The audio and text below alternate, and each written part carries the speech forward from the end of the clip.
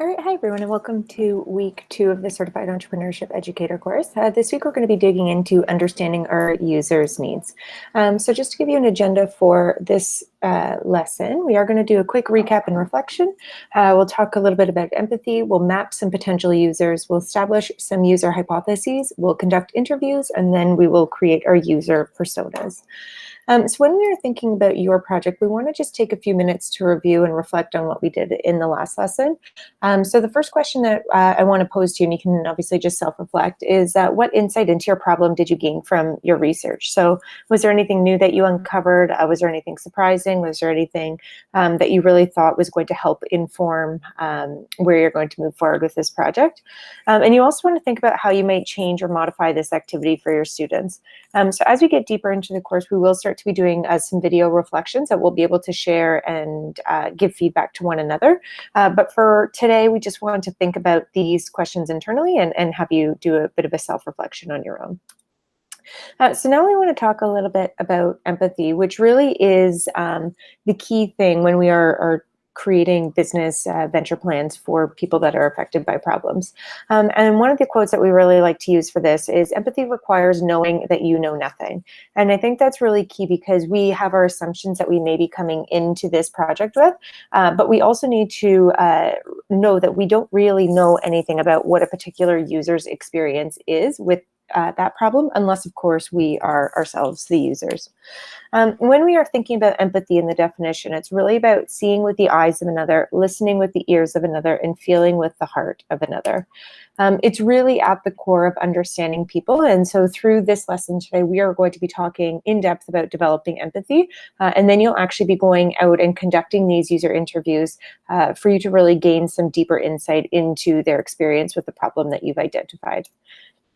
We also want to talk about the significance of ego and bias and how that could play a role in empathy and how we can get at the heart of our users here.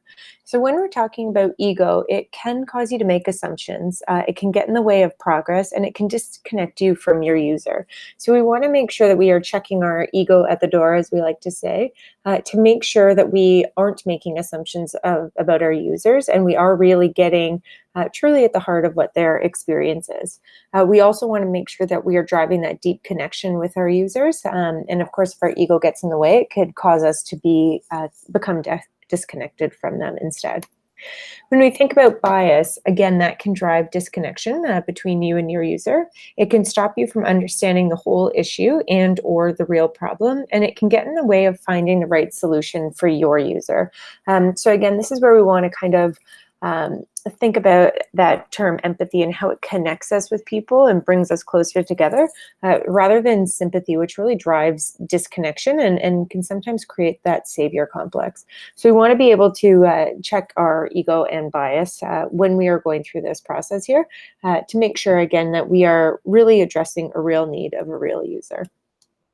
So what we are going to be thinking about is this sheet here. And you'll notice that we've circled just the 3 boxes for your biases, your feelings, and then your reflection here. You can create or complete the entire chart if you would like, but what we really want to think about is, in relation to the topic that you've identified and the challenge that you're going to be moving forward with, what are some of the biases that you might bring into that challenge topic? So it might be some pre-existing ideas or experiences with this problem that you may have had, and it may cause you to think about a certain situation or group of people in a different way.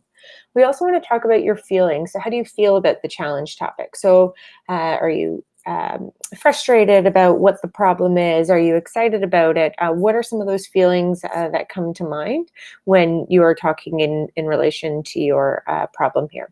You may also want to touch a little bit on your identity and your values. So what is important to you and how would you describe yourself? So when we think about your reflection piece here, you want to think about your biases and your feelings and how those could perhaps impact solutions that you would create for this challenge. This is an independent activity, so you do not need to share this back with everybody, but we do want you to think about what your biases, what your feelings, and your reflection are. This is, again, just going to keep us in check as we are going through creating these solutions. We always want to be asking our question, is this what my user needs? We're not creating a solution for ourselves, unless, of course, as I mentioned, you are yourself the user. But you want to always make sure that everything that you are designing and everything that you are creating for what your business venture is going to look like is really addressing this real need. So the first question is who are your users? And we touched on this a little bit in the last lesson. You identified some of those users, but we're going to start to narrow in and talk about who our priority audience is going to be. So we want to think about all the people that are affected by the problem. So it could be in relation to who cares about the issue, who is already working on this issue, and who should be concerned about this issue. So we're going to split our users up into 3 different groups, and you'll go through this activity independently and be able to determine who your priority audience is that you are going to be moving forward with. So for this, we are going to use the example, how might we improve access to public transit in the suburbs?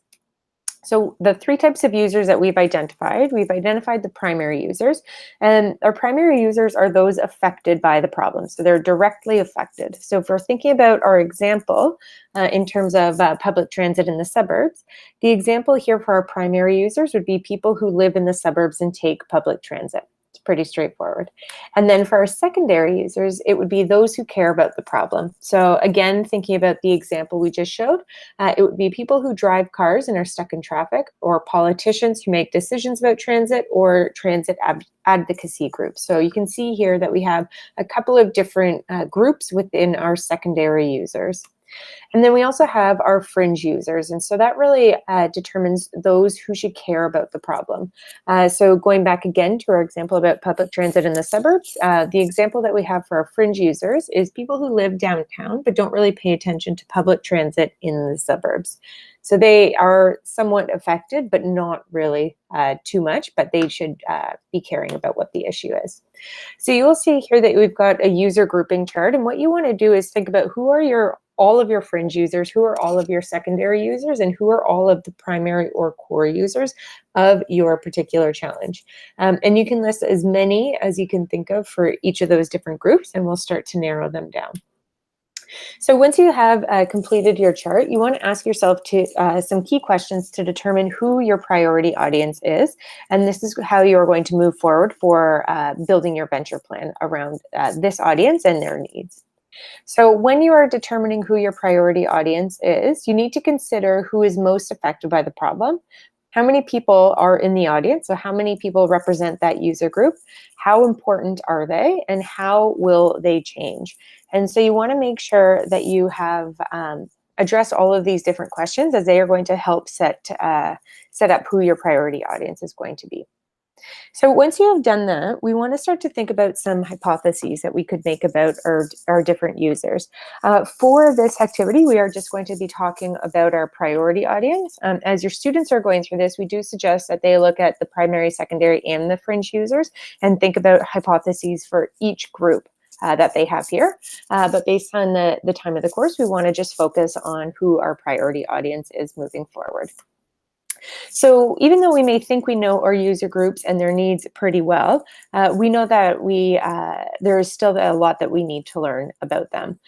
So we may not have had a lot of substantial information at this point in our research.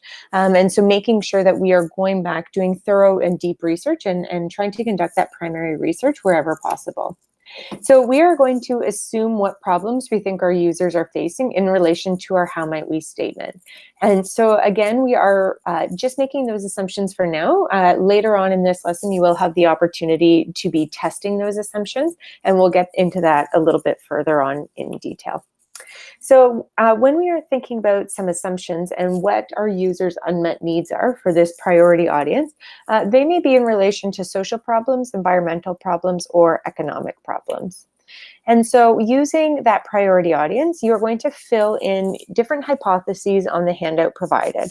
I encourage you to come up with 1 or 2 hypotheses of issues you think those users are facing and frame it as a statement. And again, thinking about that social, environmental, and economic impact and the different hypotheses you could come up for each of those. So for example here, You can put in who your user group is on this dotted line. You can just write in the group of who that target audience is going to be. You can see here that an assumption that we made for social problems was, I assume that elderly people in Canada do not think they have good enough healthcare. You can see the key word there being assume, because we haven't yet tested these different hypotheses. We're just coming up with different statements based on the problems that these users might be facing in relation to our overall problem. So now comes the point where we are testing assumptions, and this is a really, really key part of developing empathy and developing true empathy. And especially when working with students, we really don't want to be creating solutions or creating business venture plans based on the assumptions of the problem that the user group is facing, but really taking those assumptions, framing them into questions, and then going out and testing them with real users to really get at the heart of what it is that they need and how can we create the best solution, the best business that would address that need for them. So in terms of testing those hypotheses or testing those assumptions, we can do that in one of two ways. So we can do that through primary research, and that comes directly from the source, which in this case are our users. And the best way to do that is to conduct interviews, and that allows us to really gain that deep understanding of our user and what their needs are. And so when we are thinking about those user interviews, we need to ask ourselves, what are the key ideas and themes you can extract from those interviews? Are there conflicts in answers? So this is where it's key to interview more than one different user, but multiple users, and think about what those common themes are and addressing any of those conflicts between different users. You also want to think at the end of the interview, have you developed empathy for your user, or do you need more information? If you need more information, that's totally fine. You can ask some more questions, and we'll talk about creating questions and then follow-up questions to help have a good framework ready to go when you're going to conduct those interviews. The other way to conduct research is through secondary research, and that's information about your user that comes through other sources like news stories or videos. You can also use the internet sources or book sources to learn more about your user as well. When we are thinking about research, primary research is obviously always better than secondary research. However, it's not always possible to interview all of our users. So secondary research in that case is better than no research at all. But when we are thinking about research, whether it is primary or secondary, because even when we are going to do online research through the internet, we want to make sure that we have the questions down pat that we are looking to answer to make sure that we are conducting our research in the most efficient and effective way. And so when we are thinking of conducting research, the questions that you ask are vitally important. And to help us with this, we use the TED framework. And the TED framework allows us to ask open-ended questions that really encourage storytelling between the interviewer and the interviewee. And again, it really gets at the heart of what their issues are, and it allows us to gain a deeper perspective as to what the issue they are facing is. And so we use the sentence starters, tell me more, explain, or describe. And we use these to start our questions. And again, that allows us to ask those big open-ended questions that encourage storytelling. And again, it allows for the user to be comfortable when when interviewing. When we are thinking about interviews, we want to have a couple of tips at the top of the mind. So first of all, it's really important to provide context before you start. If we are sitting down with somebody and conducting an interview and we jump right into questioning, they may not know really what the purpose of your interview questions are, and so they may not necessarily feel comfortable enough to share answers with you unless you build that context for them. Again, we also want to encourage storytelling, so that's why we use that TED framework to really allow for those open-ended questions and that storytelling component. You also want to follow up to get some more information. And so as we go through this process, you'll think about what are some initial questions that you could ask and what are some follow-up questions that you can anticipate. Again, just having that toolkit ready when you go to interview is really key. And of course, you don't want to assume or lead the user with your questions. So you don't want to pigeonhole them into an answer, but allow the questions to be open enough that they tell you the answer that is true and meaningful to them. So you're going to be using this user interview template. And again, this can act as your script, but you can also write directly in here as well. And so at the top, it says, explain your chosen problem to your user and your overall goal to help improve this issue for your user. So here you can jot down what your chosen problem is and how you are hoping to help improve this issue for them and other users. And then you're wanting to come up with at least 3 different questions, again, using that TED framework, and think about some follow-up questions that you could ask as well. And then, of course, at the end, you want to always thank your user. You may want to ensure that they will be around later on so that you could test your prototype with them. So when you come up with your solution and build your venture plan, you're able to test this with them and get true feedback from your users at a later date. So now that we've conducted some of those questions, now we need to conduct those interviews. So hopefully you have some idea of who you would like to interview. So you have perhaps a list or a bank in mind that you would like to get in touch with.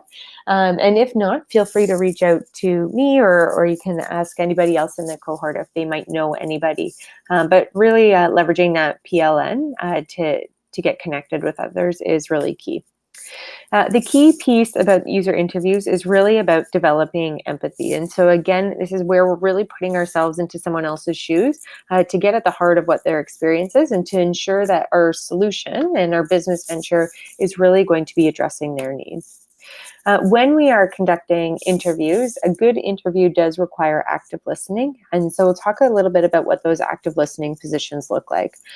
So when we are listening, we want to show that we are actively listening. We want to show that we are expansive, and we want to show that we are empathetic. We want to do all 3 of these things rather than be passive, reductive, and critical. And so really being open and creating a safe space for people to be comfortable to share their experiences with you. Remember that as we are going through this process, it's really not about you. You are creating a business venture in the form of a solution that is really going to address somebody else's needs. So it's really about getting at the heart of what they need, not at the heart of what you need out of this. And when we are interviewing, it's important to remember these key tips. So the first is to listen, to understand, not to respond. You want to probe respectfully. So this is, again, where you can jot down some of those follow-up questions that you might be able to anticipate. If you feel that you are not being respectful in the probing, then again, taking that step back and going with the questions that you have written down. Try to interpret nonverbal communication. So if people are looking away, if they are getting closed off, if they are avoiding a question or avoiding eye contact, try to interpret what that might mean. Sense and feel how the interview is going. So again, knowing when to push and knowing when to pull back, and also reflecting on what you have heard. So a great way to do that is to repeat back what you heard from the interviewee, and to make sure that you've captured their ideas properly there. Once you've conducted those interviews, we do hope that you conduct at least 1 to 2 interviews, if not more. And again, if you're only able to conduct 1 interview and then have to do some secondary research to consolidate, that's totally fine. But once you've had that information and you got all that data, you want to consolidate your findings. And so you need to think about what kind of information you uncovered through that process. And to do that, you're going to create different personas based on the key themes you uncovered. So depending on how many people you interviewed and how many different personalities arose during those interviews, you may have 1 persona, you may have 2, or even 3 different personas to represent the different types of people that you interviewed here. But you want to make sure that you are capturing those key themes based on each of those different personas. And you are going to be looking at these 4 questions here. Again, these 4 questions are being answered in relation to the problem that you are working to solve. So the first question is, what does your user do in relation to this problem? What does your user say about this problem? This, again, is where those key sound bites can come from out of those interviews. What does your user think about this problem? And how does your user feel about this problem? The other thing I want to say about this is, because we are doing a week-by-week course, you may not feel that you've got super in-depth with your user. As students are going through this process, they could be spending weeks and weeks on user discovery. So just knowing that this can go really, really deep if you have the time to do so. So with that information, you're going to be filling out this user persona chart, again, with these 4 big bucket questions, and you're consolidating all of those key themes and those key findings based on the different interviews that you conducted. And so we want to use an example, and we'll reference this example a little bit later on as well. But we created a persona based on a couple of different individuals, a couple of different youth that we had interviewed about being disengaged in Canadian politics. And so some of the things that this user did, well, they did not vote, they did not pay attention to any level of politics, they did not read major news sources, and they did spend a lot of time on social media. For what does your user say? Again, these are where these key sound bites came out of. Politicians don't care about me. Why should I care about them? I don't have time to read the news. The news is all biased anyway. My one vote won't make a difference. What does your user think? They think that politics are boring and don't really matter in their life. They think the issues are too complicated. They think that media isn't trustworthy, and they think they feel like they aren't represented by the candidates. And for how does your user feel? He feels disconnected and powerless to affect change, intimidated by all the political jargon, and feels that politicians don't value him or his opinion. So based on the information that you gather from your interviews, you want to consolidate all of that onto at least 1, if not 2 or 3 different personas. And once you've done that, then you can start to refine that how might we question by really looking at what those unmet needs are of your user. So now that you have some greater insight into your user, you need to refine your how might we question. And so the how might we question that you've created that was due today, you are going to refine based on your user's unmet needs. And so again, if we're looking at our friend Dave here, a couple of the things that we thought we wanted to bring out were his unmet needs, where he felt disconnected and powerless to affect change. He felt intimidated by all the political jargon, and he didn't feel like that youth are being represented by the candidates. And so what we did is we filled in this Mad Lib here. So what is a problem that your user is experiencing? So our user was Dave. His unmet need was to feel connected to political candidates. And the insight for that was because he felt he can't make an informed decision. And so you can look at this top Mad Lib as a who needs what, because, why. And then once you've filled in that Mad Lib, you can rephrase that as a how might we question. So how might we help young voters feel connected to politics to make informed decisions when voting? So based on the how might we question that you created in the last lesson for homework, you want to still use that original how might we question, but you want to think about how you can bring in your user's unmet needs into that question there. So when you are thinking about this with your students, you can access the information in the app, and it will walk you through all of the different handouts and the slide decks and the teacher's guides that accompany that. So for in the middle school course, it's all of Module 4, and in the high school course, it's all of Module 5. Again, what I just want to reiterate here is that it's so important that we go deep into our user research in order to create an effective venture plan for somebody that is affected by a particular problem that we are looking to solve. And so each of these modules, whether it's Module 4 or Module 5, students can spend an ample amount of time in this. What is key is that we don't want our students to be making assumptions about their users and what they think their user needs, but again, really getting to the heart of their user and their issue that they are facing. So for homework, you've got a couple of things here, a couple of handouts to complete. So you have the recognizing bias form to do, and that is optional. But again, looking at those 3 key pieces. So what are your biases towards this challenge or this issue? What are your feelings towards this challenge or issue? And then your reflection. So thinking about how all those pieces are consolidated and how that could impact the solution that you might create. Again, it's really important to refer back to this as we are going through this process, just to make sure that your own biases and feelings aren't getting in the way of creating a solution that really impacts your users positively. So once you've done that, you want to determine your priority audience. So again, thinking about your primary users, your secondary users, and fringe users, and then choosing one user group to move forward with. So who is that priority audience? You want to write your interview questions, and then you want to interview at least 1 to 2 users. Again, hopefully you get at least 1 primary research conducted, so 1 interview conducted. And then if you have to go to the internet or to other sources to find some more information, that's fine as well. It says complete your user persona or personas, depending on how many you want to create. And lastly, you're going to refine your how might we statement statement, ensuring that you've incorporated your users' unmet needs in that. So that is all for us for today. And if you have any questions, feel free to reach out on Google Classroom or through email. But thank you so much for joining.